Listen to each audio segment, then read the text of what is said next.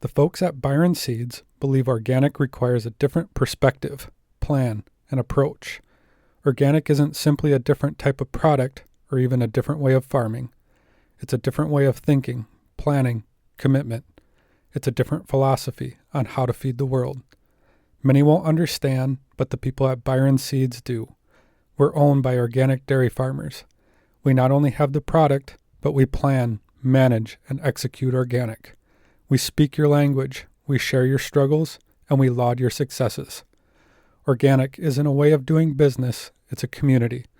We learn from each other. We're in this together. We'd be glad to talk cropping plans, management systems, the road to profitability. We understand what you're trying to do. We're farmers just like you.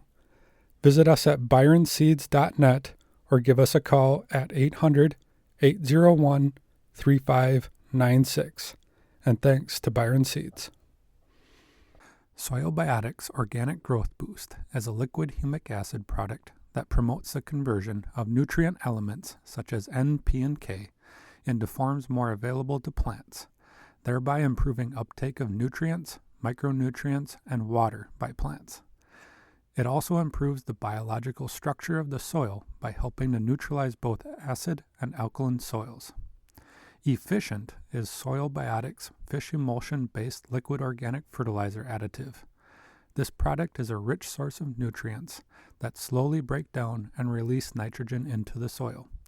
It is an excellent food source for soil microbes and helps relieve plant stress in the event of drought, heat, and excessive water conditions. Soil Biotics SP 4400 is a liquid product containing a combination of living, beneficial microorganisms that allows plants to take in nitrogen from the atmosphere, enhances natural growth promoting functions in the plant, and can increase organic matter and CEC in the soil. Soil Biotics organic products are formulated to work together to provide a continuous beneficial growth environment to meet all of your organic agricultural needs. For product details, visit soilbiotics.com or call 815-929-1752.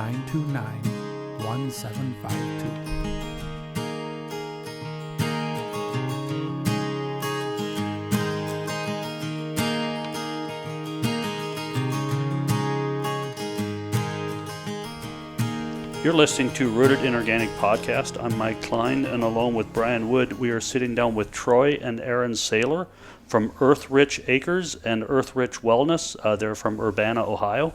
Thank you guys so much for joining us. And can you just start by giving us a little bit of a background and, where you got your start from? Hey, yeah, thank you. First of all, I guess going back a really long time, I had health issues, some that I didn't even notice or realize until later in life. And then they just kind of got accelerated. I had kids and was busy with trying to raise them right. And I started making changes based on that because, you think twice about what you're doing or what you're eating, things like that when you have kids, because then you're feeding it to your kids. Mm-hmm. And so then I just started waking up. I was very observant about what I was doing and what I was giving them and feeding myself and them, and got very busy, and my health just kind of fell off a cliff. And I was in dental hygiene school, actually, when that really happened. Well, first I was just like, oh, I can't even have like one alcoholic beverage without feeling like so terrible and having a migraine. And, that was just a big sign for me because that had never been like any kind of an issue, But then it turned into a lot more. I had allergy problems and skin rashes my whole life. Since like age 12 or something, I'd tried every cream and prescription drug and everything they would give to me, and nothing worked. But I tolerated it. I just moved on, lived with it. And so at this point, when I was in dental hygiene school and I kind of went off the cliff or whatever, I had rashes all over. And it was like I had this moment that it was like trick-or-treating for the kids or something. And our kids were the age where that's just so much fun. And it wasn't about like, the difference between should we celebrate Halloween or, things like that. It was just the kids had fun. We went to town. They dressed up and whatever. And I could not go because my face was so swollen and red and rashy. It looked like, I don't know, I described it as like leprosy. It was like, obviously I don't have something contagious. I'm reacting to things. I was reacting to like everything. But it's something that people are going to stop and stare at, Mm-hmm. And not for vanity reasons or anything, but like, yeah, you just don't want people like, whoa, what is that? Looking at your face like that. That's never something you want to hear. No. So anyway, I stayed home and I just said, I don't feel good and I can't go. And it was just like, gosh, can't live life like that, And I had already tried some things that hadn't worked or whatever. And I was doing my best. But I had all these chemical testings done, and I'm allergic to all these things, different metals, and 5 different rubber compounds, of which are in shampoos, soaps, pesticides, insecticides, things like that. So I was already health conscious, but I didn't know what I was doing, I guess, So I started getting everything organic because I was trying to avoid pesticides, and I stopped using pretty much everything on my skin and all these things. But my husband and I had just found we weren't married yet, both had a previous marriage. And so we had this dream of wanting to get our kids back to the farm where we had came from, but doing it our own way. And we found this land, and so we were discussing what to do with it, and all of our kids were excited still at that point, at that age. And they were like, yes, we want to have chickens and cows and all the things. So you both grew up on farms? Yeah, we both grew up actually with horses. She had more of the farm animal background than I did. We basically just had horses and some other animals. Now, like my grandpa, he raised pigs and fed them out to slaughter weight and everything, but I didn't really have any background raising livestock. So, when she's throwing all these ideas at me, I'm like, well, I don't know how to do any of this. What are we going to do? So we started watching like Joel Salatin videos and Greg Judy on like YouTube or whatever, and then we heard of these homestead festivals, and we're like, well, that sounds fun. Festivals are usually a good time. So we started coming to these, and we just really enjoy it, and we've learned a lot, and we've taken it home and made it pretty successful in what we do on a small scale. So And I had grown up in a farm family. They did some crops, but at my uncle's house, we butchered pigs and chickens. And the one thing that we decided was, if we're going to do this, like, we're going to use some of we use a scalder and a plucker, because we didn't do that when I was learning how to do it growing up, and everything took so long. And so we were like, okay, we want to get back to the lifestyle, but we want to do it our own way. And so to bring those two stories kind of together, for my health, I had found, the most helpful thing I found, I think, was the GAPS diet. And I don't know if you've heard of that or not. I have not. Okay. Well, you should check it out. But I want you to explain it to me. Dr. Natasha McBride she was a neuroscientist, but she also had nutrition clients. It's a nutritionally healing diet and lifestyle. And what I started with was trying to find well-raised meat, and that was very hard. Once you get into, what they're fed, and so what you're eating, after you feed grains and such, just the inflammatory component. And then I already knew I was allergic to pesticides, not that they're good for anyone, but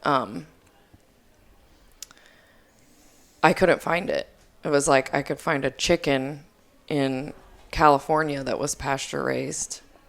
So that was probably 2015, something like that.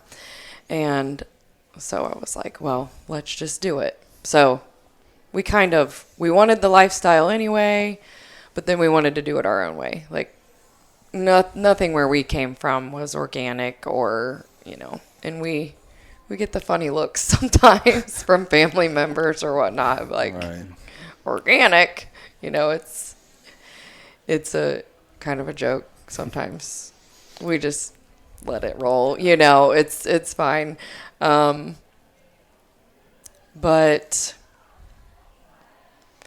after that, I don't know, we did find the organic grass-fed beef from someone kind of local, and then we started talking to them. They raised Scottish Highland cattle. We decided we wanted them because they are really hardy, and these had come from generations where they don't require vaccinations. They birth fairly easily by themselves. They're pretty gentle, even though they all have horns. We gathered information from this lady for a while before we bought them, and we were buying meat from her, and we just liked it. We just kind of kept going with it, and once we started coming to these things, we've implemented, the rotational grazing, and I come up with ideas and make my husband make things. Make things work. Absolutely. Never a shortage of ideas in this one. So, I don't know. I guess it's become a cool thing to be a team with, So is this a full-time job for both of you? No. Nope. Okay. No. I work full time and just kind of do this in the evenings. I'd like to get there, but no, not there yet. Well, and when he says he kind of does it in the evenings, like he gets home and spends hours. So, I mean, it's, the lifestyle we choose. So, I mean, however much you put into it's what you're going to get out of it, just like anything else. So we're putting a lot into it. Mm-hmm. And it feeds our family, and it feeds our family very well. We're proud of it when we sit down to dinner. Mm-hmm. I feel good eating what we've raised for my health,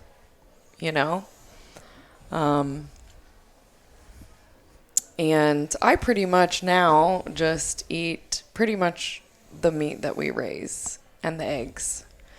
We have 12 Highland cattle. Yep. We have about 30 laying hens, and we raise about 100 meat chickens every year. We feed our family, and then we sell what we have left, basically. But what we brought here to this festival, we brought the whipped tallow balm.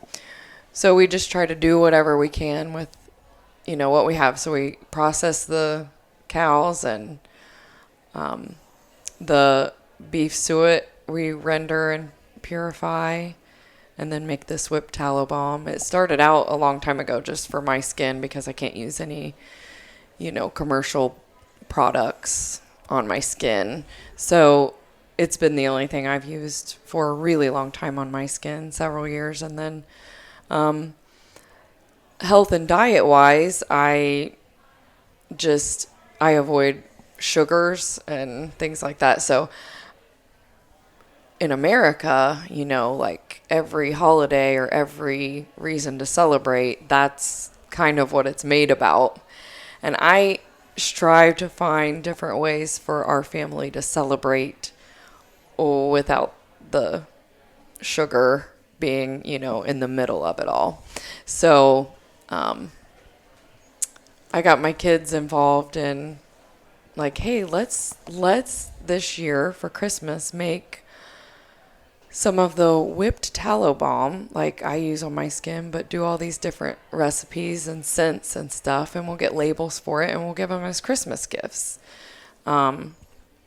And we ended up having a lot of fun doing it, like making a recipe, but it wasn't, you know, a sugary treat.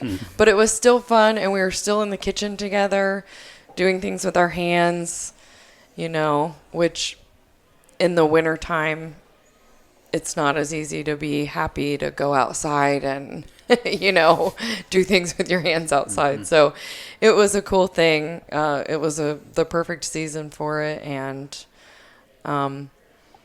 yeah, it turned into this thing where everybody started looking for it. I don't know. It just got big. Tallow balm industry is like crazy right now. I started making these small batches. Well, we always make small batches, but people just buying them right away. I mean, I couldn't keep up. So going back to your skin issue, yeah. Did your diet clear that up, or did the tallow balm help, or what? Yeah, both, actually. Both helped. So food is a huge deal. You're either creating inflammation or creating health.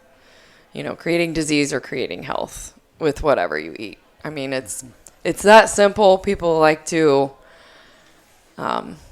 you know, break down things a lot more scientifically and technically, and, you know, I like doing that sometimes too, but it is really simple. It's hard for people to accept sometimes, like, you know, those sugary treats. People are usually in denial about that having a hold on them, you know, but I just completely gave it up. Grains and sugars and starchy things, and, you know. So what can you eat? Meat. Well, I can eat anything that I want to, but I choose to eat just meat. You know, all plants have toxins, and if they're processed right, if they're prepared the right way, I mean, you know, it really lessens those toxins. But for me, I mean, I did find out I had an autoimmune disease, or a couple of them, lupus being one of them, and some other issues, but, you know, they tend to just build up. Most people that have any kind of dis-ease in the body, it's not like you just have one thing wrong with you. You know, it kind of backs up and builds up, but why does it take getting yourself to like the worst point to like you know, finally figure out what's going on or change the way you're doing things? You see that all the time, of just this, I'm going to be miserable, but I'm going to be miserable because I'm addicted to the way that I live. Yeah. I think because people don't realize how much you can be addicted to things other than what they classify as addictions, like drugs. So I think it's a lot to do with that. People just, there's a lack of knowledge, which I'm really trying to help with in my wellness business.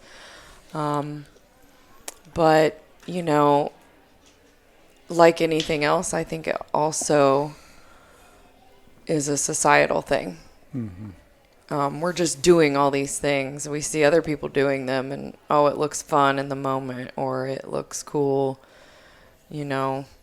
Whether that's how we're eating, how we're you know, behaving, drinking. I mean, drinking is a lot more socially acceptable than drugs, but I know a lot of people who have, you know, had just as many problems from that as, you know, drug addicts. In your case, was it more of a hard to identify, like a unique response that your body was having, and it was hard to identify what the problem was, or it just was, it's not extreme enough that I'm just going to live with minor discomfort until it hits this point of extreme? Yeah, I think it was actually from childhood. Like, now that I look back, I Sure. can see all the things like, well, I didn't know that that wasn't normal. You know, just going along. There's a lot of kids in my family. I was the youngest one for a while, and it was just like things that comes back to the societal thing too, I think. So I was born cesarean section. You don't get all the great immunity from your mother. Births can be traumatic. All trauma affects us, our bodies physically and mentally, and how we deal with things, even if it's when we're a baby.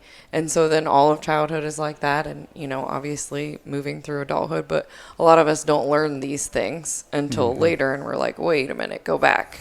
And then, you know, you're trying to fix things that you've been living with all this time, and you start to, you know, if your hands don't work right,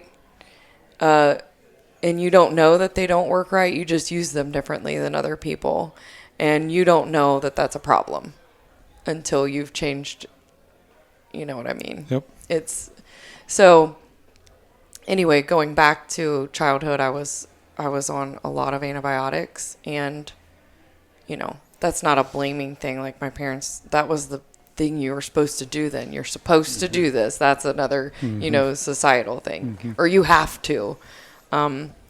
You know, we don't have to get into that, but they do the same thing with, you know, vaccines now. You have to, like, you know, certain people make you feel in society like you have to do things this way, or you're weird, or you're not normal, or you're trying to create a problem, when really you're just like us, raising our animals the way we do, or eating the way we do. It's like, I don't have to, I choose to, and, you know, for good reasons. And some people get it and some people don't. But like what you were saying with, why does it have to get so bad before you realize it? Those are usually the only people that understand it. True. When you're trying to do something different Yep. from everybody else. Because it's easy to just look and say, well, why are you doing that? That seems really hard. Yeah, you know, we've had to explain it to people like this before. You know, being healthy is hard, but so is being sick. So choose which hard you want to live with. Yeah, I love Sick getting sick is easy. Right. But living with whatever is Yep. really Yep. hard. Yep. Yep. And we also, another societal thing is, I don't want to change my lifestyle, how I eat, what I drink, all that. I just want to get a pill that I take at the tail end of the day, and I'm going to be fine, and I can still indulge in all this other stuff. Right. Yeah. And that right now, if you watch any commercials on TV, it is 75 to 80% pharmaceuticals. That's right. And just close your eyes and don't watch the girls skipping through the grass and listen to the side effects. Yes. Yeah. It is, it's Insane. it's unbelievable, and we've gotten so accustomed to, well, you just go get a prescription for that. Yeah. That we're not looking at food as your medicine anymore. Right.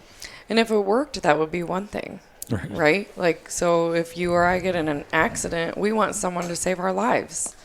You know, I don't want someone to do nothing, or, you know, but I guess, how did we get here if it worked? You know, it obviously doesn't. Why do we have to make more and more and more pills if... Well, it's a Band-Aid for an underlying Yeah, problem. yeah. So, I mean, I think, and I hope a lot more people are realizing, like, wait a minute. It's not working. something is off, let's go back. Let's kind of trace our steps and how we got here, you know. So we're doing that with both the farm and the wellness, and and our faith. So that's a huge part of what we do. Yeah. Both of us. You know, all these God-given things, they go together so perfectly. And, you know, we're just thankful to be able to live this way still. Like, there are obviously threats coming in, right, from other directions like the government and such. I think we just need to keep spreading education and letting everyone know that anyone and everyone can do something to help this, you know, to help yourselves and the current systems, you know, whether that's the food system, the medical system, you But know. I think part of the education is just showing people how awesome it is to have your own food. Like to raise your own chicken, your own eggs, your own beef. I've got 2 steers going in next week. You want a half, right? Yeah. You know, Right. but the reward, and I am fully convinced that whatever you raise yourself will taste better to you than it will to any other person, because you are on the same energy wavelength, or whatever you want to call it, with that, whether it be animals or fruit or vegetables or anything like that. But to be able to just get your own food, eat dinner, and look at the table and say, this was all from within, 500 feet of the house. Right. We produced all of it. We've had that conversation at dinner before with our kids, and it's something we find very, very gratifying. It's it's why we do what we do, right? Have they Yeah. appreciated it? Most of them. Most of them. So we have 5 between us, and I mean, they definitely notice the difference in quality, Mm-hmm. but I'm not sure that all of them are willing to.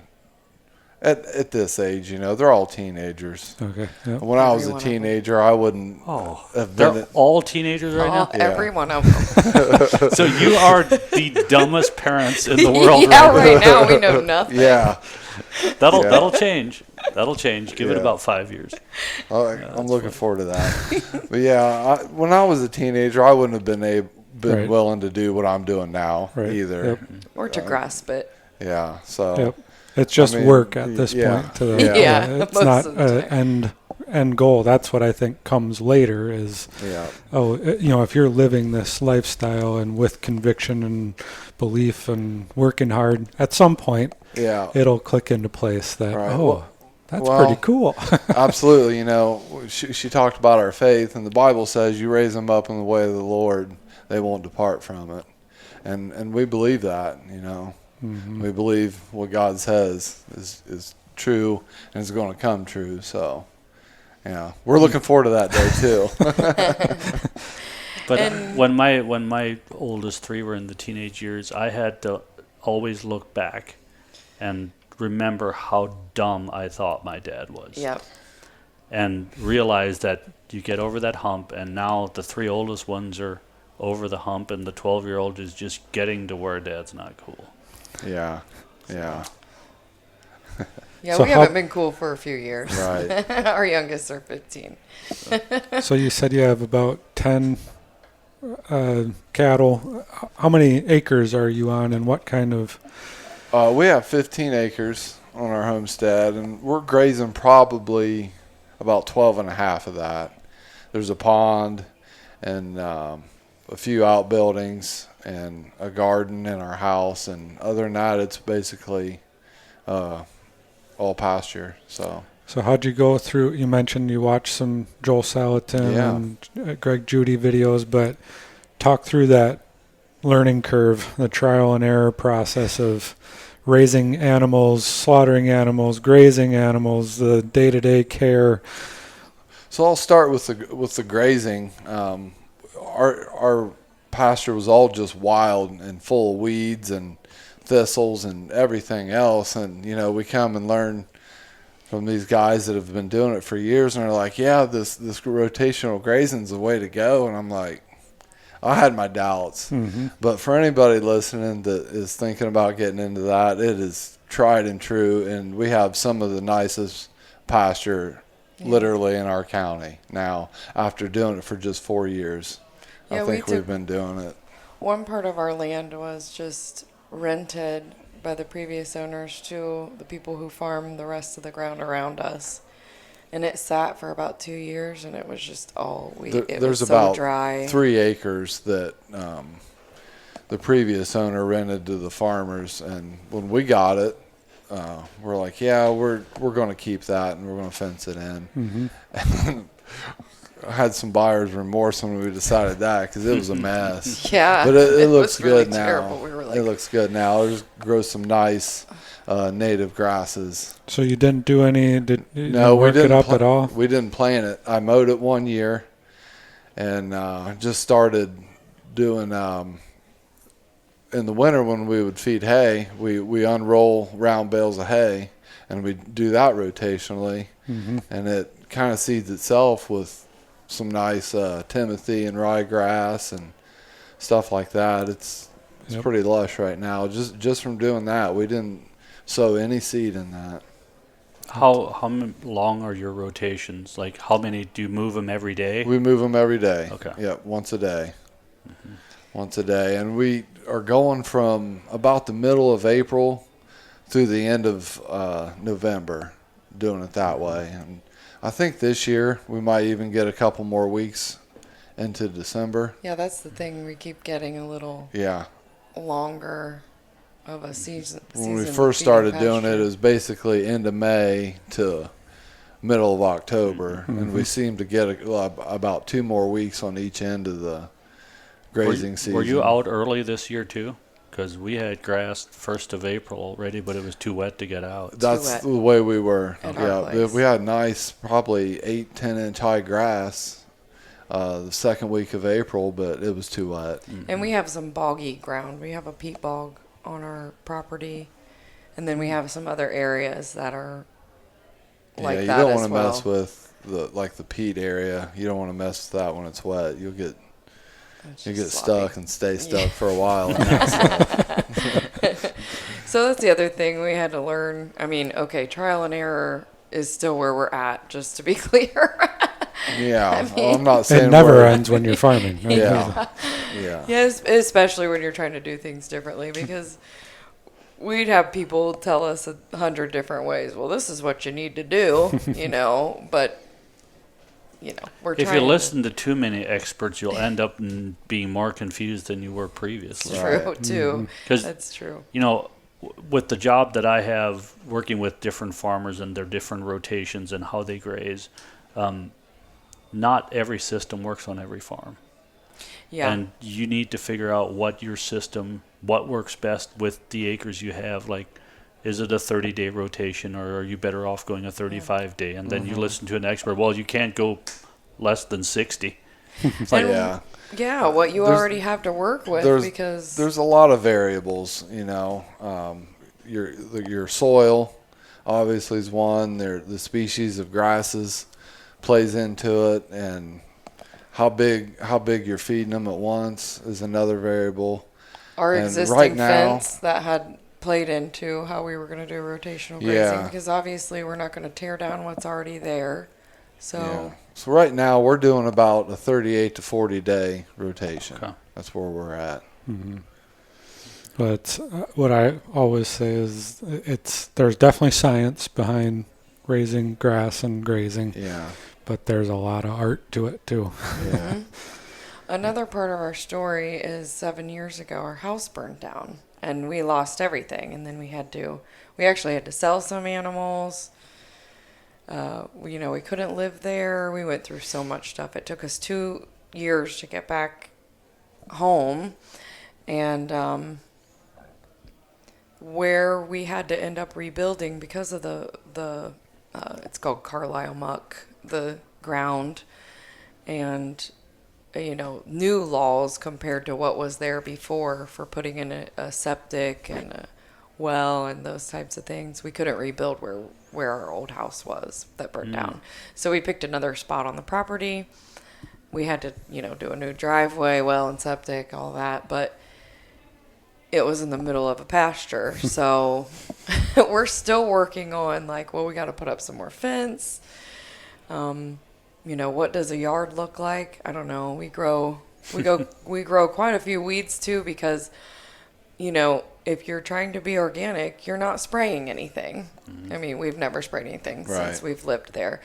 And that might not look pretty to other people, just like any other choices you make that go against, the norms. But we have to prioritize, Well, that doesn't look perfect. It doesn't look like we have a perfectly manicured farm or yard, but, weeds are green too. Right. Yeah, and the lawn, it works fine. And cattle eat them too. Yep. A lot of things eat them. Yeah. Yep. In the late 70s, the number one grass seed in the United States was white clover. Wow. Now everybody sprays the white clover. They don't want That's crazy. white clover. I mean, don't run barefooted in my lawn during the summer. Yeah. Because you'll get bee stings, because I'm not going to spray it. Yeah. And who was the genius that thought dandelions look terrible? Right. They're I think they're so beautiful. beneficial too. Mm-hmm. And so right now we have a huge patch of milk thistles growing in our garden. And I'm just saying all this because I think it's important for anyone who wants to get into it, to realize there is no perfect way to start, whether that's with your health or, farming, whatever you're trying to do differently, just start, and any of the people that are doing it and trying to make it look perfect, well, they're probably lying or hiding something. And, even though it doesn't feel the greatest sometimes when I look at my garden and I was like, oh man, we have a lot of milk thistle out there. And I think my dad made a comment, do you use those? And I was like, you know what? I'm going to this year. I'm going to let them go, and I'm actually going to harvest them. And I don't know. My daughter went out and cut some of the seed heads off, not knowing that, okay, they weren't ready yet. You have to wait until the fall. Milk thistle is very beneficial for the liver, so many things. But when she brought them inside, before, realizing, oh, this isn't when to harvest them, I smelled it, and it smells so sweet and fragrant. And I know our bees love it. We have some bees too. And it's why, the dandelion, what you said, it's why did we make this bad? Now, milk thistles, they're pokey. Mm-hmm. Those are uncomfortable to walk on too. But, I guess I was just I'm tired of trying to fight this. We also have a lot of stinging nettle, and so we're harvesting that. And stinging nettle doesn't sting you if you know you're touching it, right? I'm being serious. Well, there's a certain way that you can grab it too. If you know you're touching it, it will not sting you. I can take it and I can swish it on my arm, and it will not sting if you know you're touching it. Because I grew up, my grandpa told us if we would hold our breath when we touch it, it wouldn't sting. Well, it's true. Wow. But holding the breath has nothing to do with it. You know you're touching it. It's because you're stopping everything to think about that. I have freaked so many of my friends out because they insist I'm a liar. And I promise you it works. Troy's going to be doing that now, and everybody's just going to think he's pranking them because he's a prankster. I don't know if they'll trust me that far. Hey, test this fence out and see if it's working. I had that pulled on me a few times as a kid, It's on. So taking a little bit of a step back, so you started the farm because you wanted to raise your own meat. Mm-hmm. Yep. And then it basically has grown into something. And is the tallow balm, is that the only product that you're making to sell, other than some eggs and meat and stuff like that? Right. It's just kind of right now, the season we're in with our kids is they stopped enjoying it so much, but we're all still eating it. We're still feeding our family. So we just sell any abundance that God blesses us with, and we make whatever we can. It's hey, let's make the tallow. And I also cook with tallow. And then it was hey, let's try to do some honey. So we sold a little bit of that. And our daughter is getting ready to, she started getting into herbalism. And so we're like, okay, we can make tea. Like, we already could make some stinging nettle tea, which we use. It's great for allergies and things like that. I've sold some of the vegetables out of our garden in previous years. Obviously, the milk thistles are taking up part of the garden this year. We're not as we're growing more of those. Is that a hard sell? That is a hard sell. Or maybe it's just started as no one wanted to pull them, type of thing. So we we're just always trying to think of what can we do. We sell some of our peat moss. Do you dig that out, or is it? We have to hire that done. Okay. Yeah. An excavator. Yeah, it takes a special. The guy that does it, he's done it since 2 previous owners of the place had it, and he's got these special mats that he uses to walk his excavator out on, because even an excavator will sink in that stuff. And it's pretty much bottomless. Yeah. Yeah. And then you'll pile it and let it dry? Yep. Yeah, it takes a winter for it to dry, so if he digs it in the fall, it'll be ready to use the next spring. And people buy that for their flower beds, gardens, and whatever. Seem to like it. So once you have that dug, does it fill with water? Is the water table that high? It does. So you're basically making a pond? Yeah, that's when I said we had a pond. That's basically what that is. That's all it is. From them. And how deep does the peat go? I as deep as he can dig it with his excavator. So I mean, he's digging 12, 14 feet, so it's at least that deep. Interesting. And it grows back, but it's such a slow rate, Wait. Peat moss grows back. It kind of regenerates itself. Yeah, it's a living. So Yeah. where they dug it 10 years ago won't be as deep as where they dug it 2 years ago. Because it's filling in, or is it rising up? It's kind of silting back in. Okay. Yeah. I've had a lot of trouble finding information about like how to have a farm with this ground too. I'll say it's a very fertile, very weird. very fertile soil. It's high acidity content, and milk thistle just loves it. We're back to that again. You got to find a way to make a profit on it. Yeah. We're advertising for our milk thistle right now. We also have a raspberry patch that we started last year that really likes it. And Yeah. I suppose high acidity.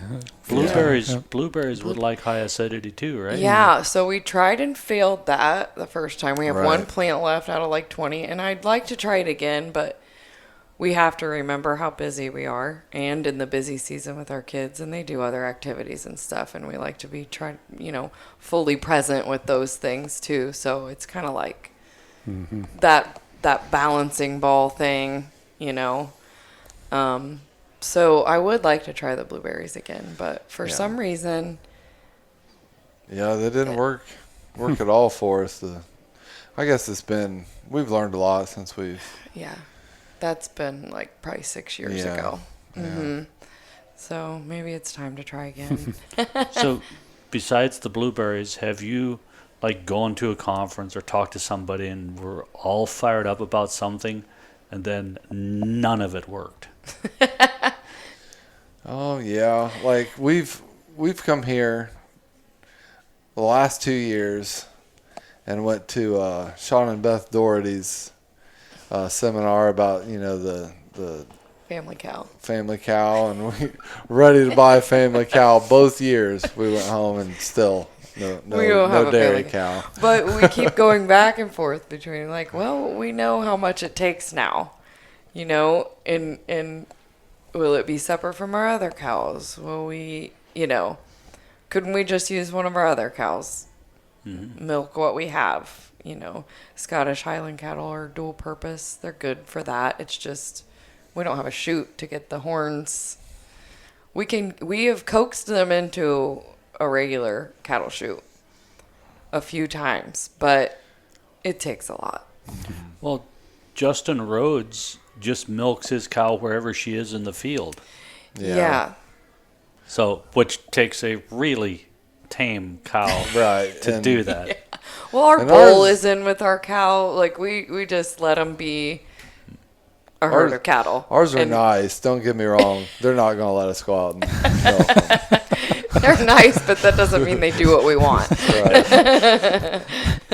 And also, if you're raising a meat animal, you don't want them to be pets. Yeah. No. You know, you want to do the best you can at raising that animal, but you also don't want them to turn into one of the kids. Right. Yeah. We had to save a calf last year, and that's the only one we've had that has been treated like a pet because Right. it literally, I can't believe that it survived. I mean, we prayed and prayed over this thing. Its tongue was cold. We brought it into our bathroom, and it took it 3 days to even stand up. So We tube fed it, and first time for everything Yeah, that we were so- doing with that one. that was March 23, and he was born on a really wet and cold day. And looking back, I think he had a really hard birth to begin with.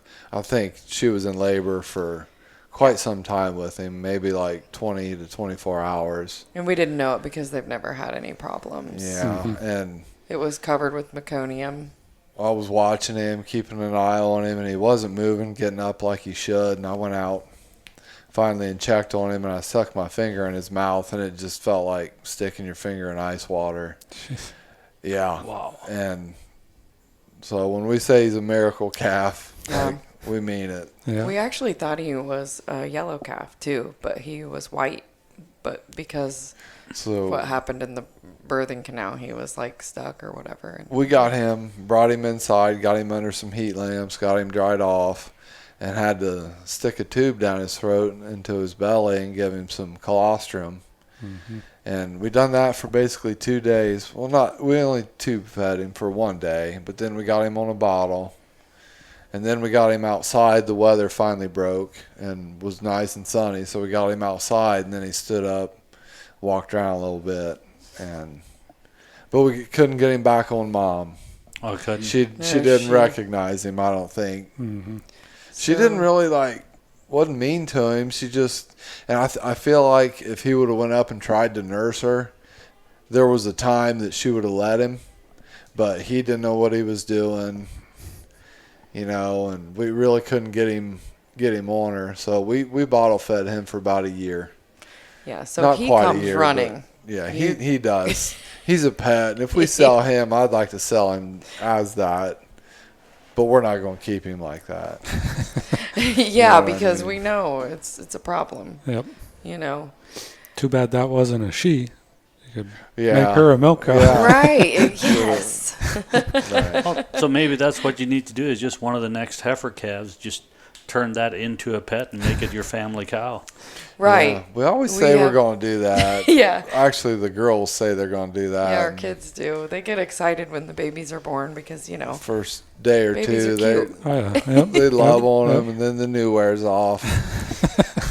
Then all the of a work sudden- begins. Yeah. then it's we have just to do hard chores. things. Yeah, then it's just a chore now.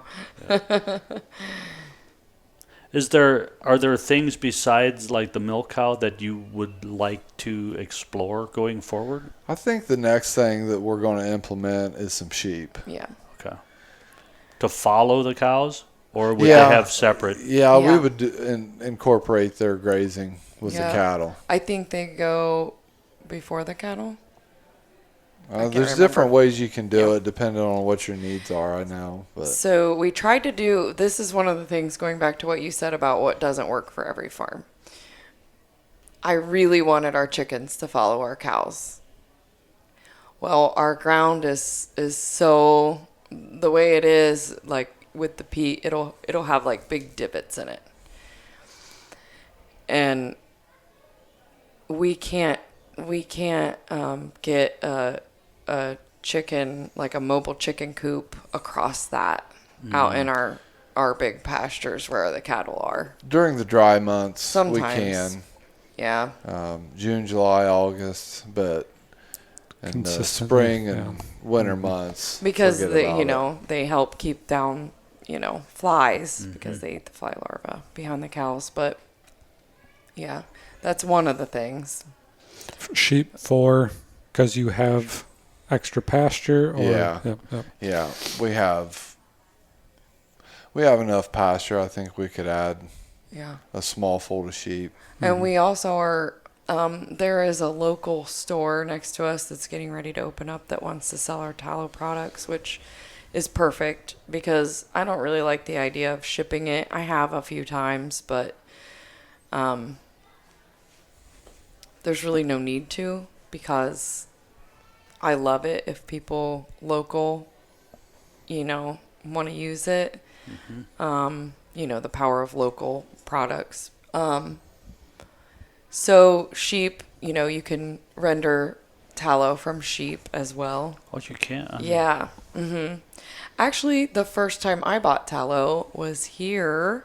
The first year they did the Homestead Conference with Homesteaders of America before Rory started his Homestead Festival. It was the first Homestead Conference they had here.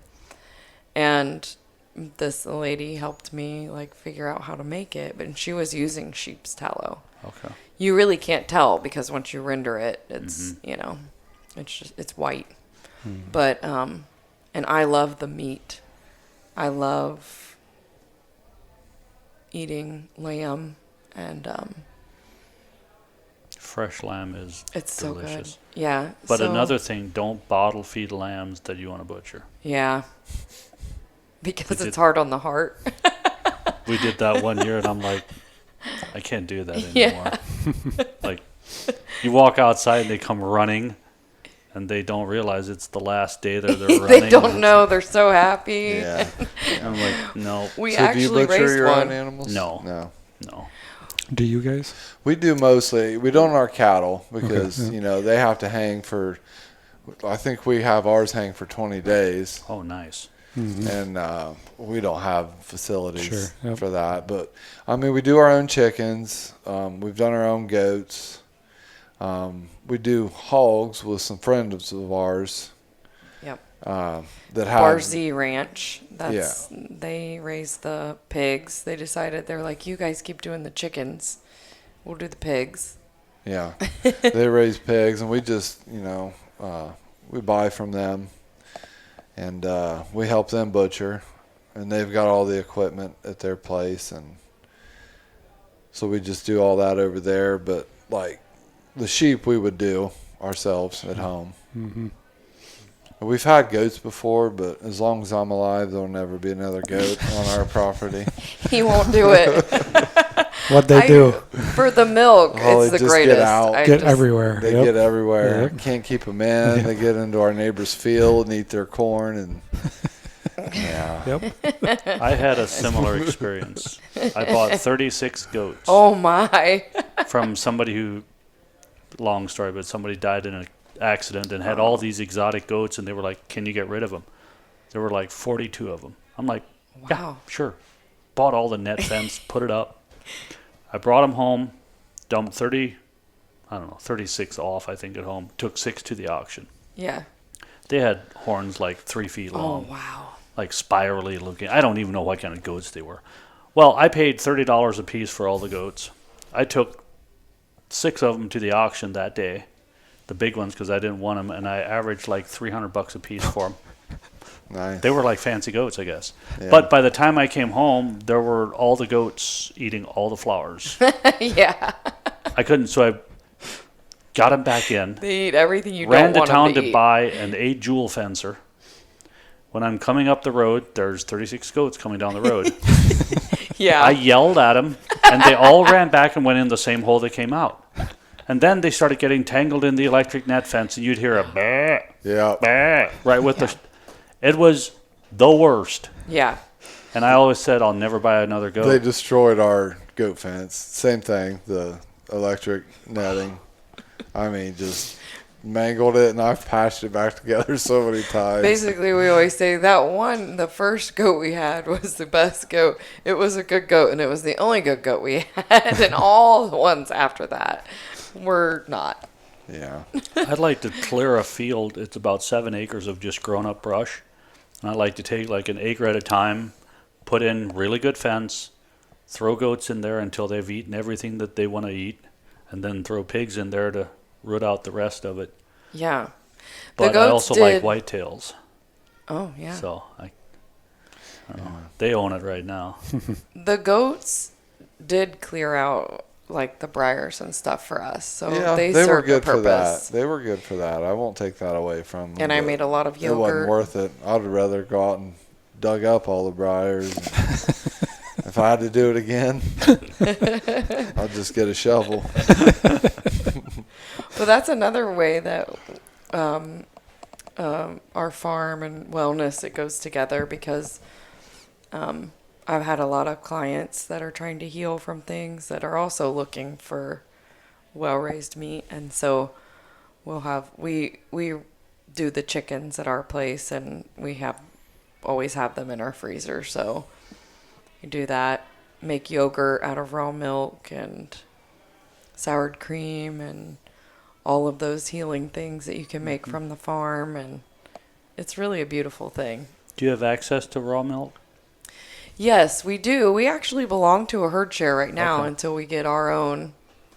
We did use goat milk, but I really needed a cream separator because I made a lot of things. I wanted to make more butter and love making sour cream versus yogurt. I love yogurt too, but they're just different.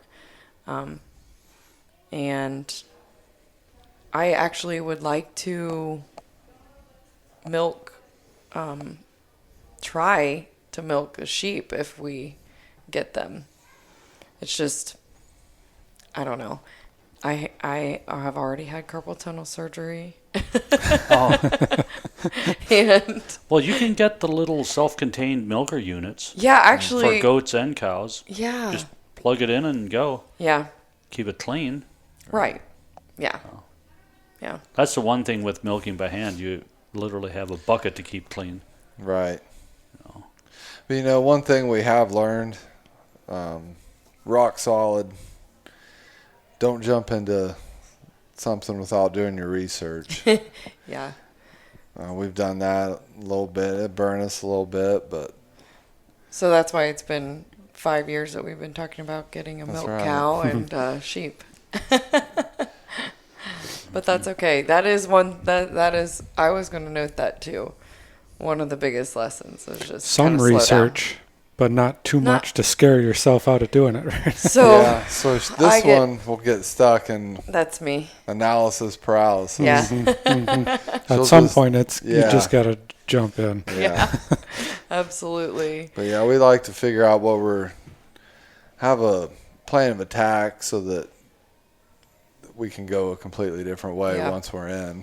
And we're really trying to incorporate like growing our own feed for the animals more so. Yeah. So we don't have to supplement as much. Now, Yeah. your beef is all grass-fed. Yeah. Yes. But we have to buy hay. Yeah, we buy hay, but like for our chickens, we'd like to try to grow maybe our Grow own our grains wheat, for them. and barley, at least enough to add into. 'Cause that organic feed is pretty high. Yeah. Yep. Yeah. Mhm. It's- So, is it Angel Acres or something like that in Michigan? Two sisters came up with their own chicken feed that doesn't have corn or soy in it. that's Yeah. wonderful because And- buying corn and soy-free feed is just astronomical. And I would love to have them on as guests to Yeah. learn more about that. Yeah. Absolutely. Well, half the battle is you're getting a custom blend and not just a Yeah. bagged, version. So. Right. Right. Yep. So yeah, there's a lot of things we want to still do. Yep. And Oh, you have your pet worms. yeah, I got some mealworms to try to supplement protein for the chickens. Mm-hmm. Yeah, it's not going great. They're- Mostly the kids walk in the house and they're in the basement because of the wind. We need to move them somewhere else. And the kids are like, it smells so bad down there. I got them in like February when it was still cool, and our basement's still relatively cool. They needed to be about 70 to do well, and it's more like 55 in our basement. So, I mean, everything's just moving so slow. The life cycle of a mealworm. So what do you do? What's the intention? I know you can buy like mealworm from. Yeah, they're expensive. Yeah, they're expensive too. So, but raising them, how do you harvest or whatever? So, once they hatch, you you have the adults, the beetles, that lay the eggs, and then when the beetle dies, you feed them out, and then the eggs hatch and they grow. I think it's like a 6 or 7 month lifespan for one of them, but when they get to be the full size worm, they'll shortly from there turn back into a beetle. So you want to catch them at that point before? Yeah, you definitely always want to have beetles laying eggs. And They eat anything, though. They're scavengers. And yeah, they're not hard to keep alive, but it is hard to get them to grow if you don't have the right temperature and humidity. And That would be something I would bite the bullet on, just buying them. I'm not raising worms. we talked about it on the way down. I'm like, you know what? I think this might be one of those that I don't think the kids are going to not take over not that a business. success. Hey, we tried, didn't work. It kind of fell into my lap. It wasn't like. Not to add another one to your list, but I just was talking with somebody about black soldier flies. Have Yeah. you seen that? Yeah. We haven't tried those You haven't yet, tried 'em? but Yeah. It's on the list. Yeah. Okay. Yeah. But yeah, that's a seasonal. What's a black soldier fly? Well, you'd probably know more. I just know what it generates. It's the larva of a black soldier fly, and it replaces protein. It's a protein source. Yeah. And That's methionine, and it's got a bunch of amino acids and stuff in it. It's a fly that doesn't fly. Yeah. So it's a walk. Yeah. Black soldier walks. And they're super composters, so you Okay. can. It sounds similar that like you can feed them anything. anything. Yeah. Yeah.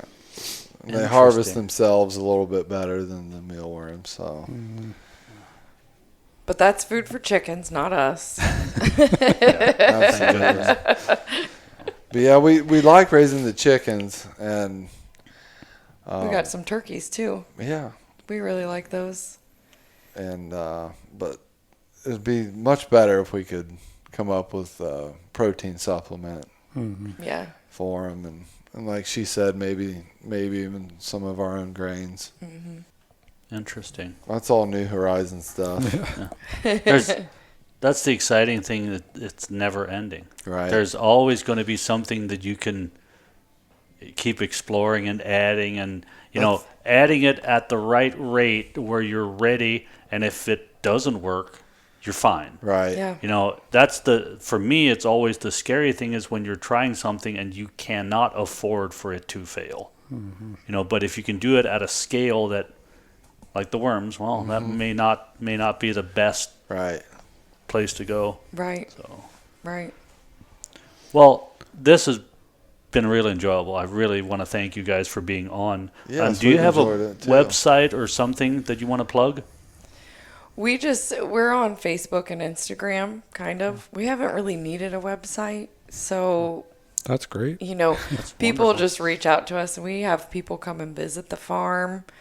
We like helping other people that are interested in getting into it. And same with the wellness. I think it's become actually, it's become part of our own ministry, for our family and for other people, because most people don't think they can do stuff like this or, Right. make these changes, whether it's with their wellness or home, So, but yeah, people reach out to us on Facebook and Instagram at Earthrich Acres and Earthrich Wellness. Okay. They're two separate platforms, but they're together. Starts in the soil and ends with Yeah. a customer. right? Yeah. Well, thank you both so much for being Yes. here. Thanks for having us. Thank you.